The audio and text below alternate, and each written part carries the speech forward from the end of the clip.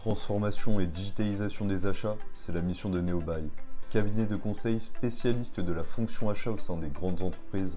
Bonjour et bienvenue dans les Talks des achats, le podcast by Neobuy, dédié au sujet la data au cœur des achats responsables.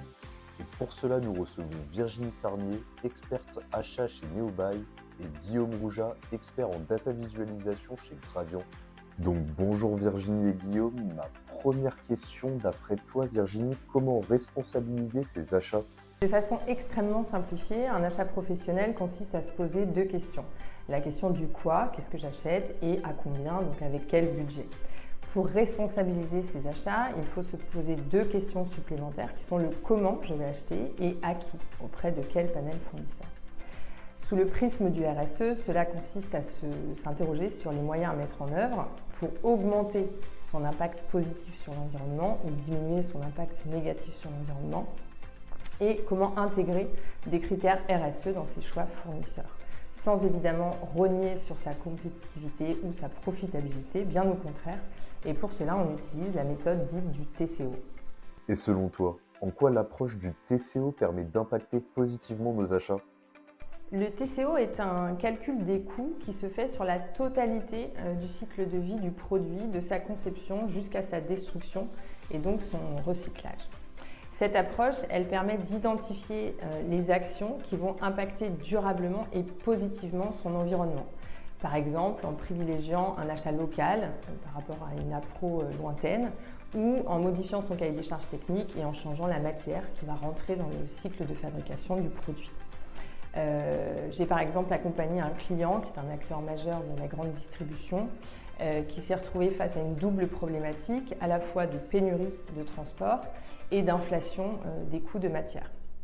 Donc avec ce client, on a travaillé sur deux plans d'action. Le premier qui a consisté à remplacer le plastique par du papier recyclé et le second qui a consisté à supprimer complètement une partie des emballages qui étaient utilisés. Les avantages de ces actions qu'on a menées avec ce client, c'est qu'on a permis de déjà réduire la production de plastique, deuxièmement de limiter les dépenses, puisqu'on a supprimé une partie des dépenses. Troisièmement, on a supprimé l'exposition au risque d'inflation et d'approvisionnement. Et enfin, on a répondu à des attentes fortes des consommateurs finaux sur ces aspects de RSE. Donc le choix du fournisseur est clé dans cette nouvelle démarche d'achat responsable ?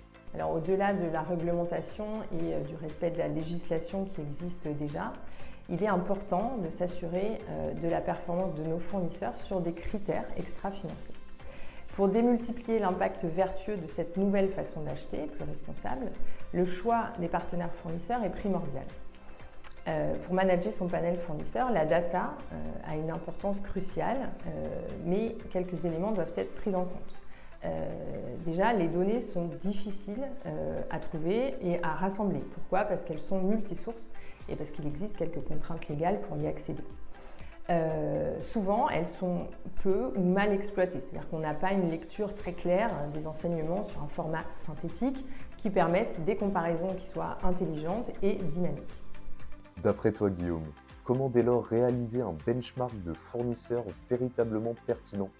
Comme nous l'avons vu, il est difficile de rassembler des données pertinentes sur les fournisseurs et les directions achats font face aujourd'hui à une vraie problématique pour atteindre leurs objectifs ESG tout en s'accompagnant de partenaires performants. C'est pour répondre d'ailleurs à ce besoin que nous avons développé notre propre outil de benchmark au travers du POC Analytics Factory Procurement. Les experts Gravian et Neobuy ont ainsi conjugué leurs expertises de la collecte et de la visualisation de la donnée avec leur expérience des achats.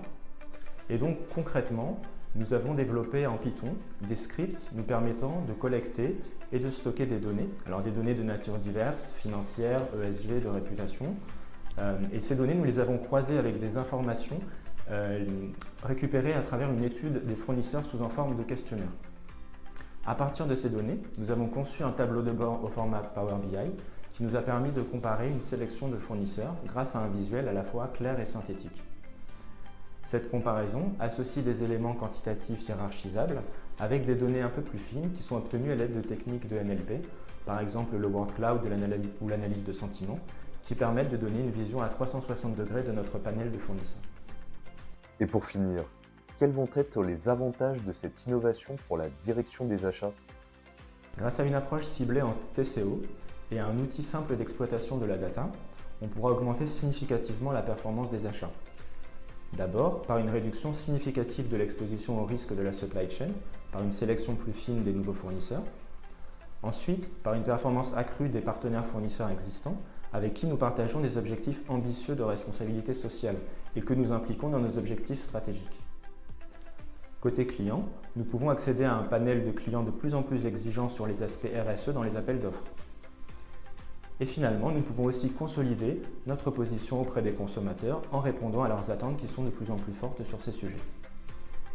Donc en définitive, ces éléments nous donnent un avantage compétitif et concurrentiel dont il serait vraiment dommage de se priver. Merci beaucoup Virginie et Guillaume d'être venus pour ce podcast. Merci également à vous de nous avoir écoutés. Si vous souhaitez en savoir davantage sur Neobuy et ses solutions d'accompagnement, rendez-vous sur neobuy.fr. Merci et à très vite pour un prochain podcast.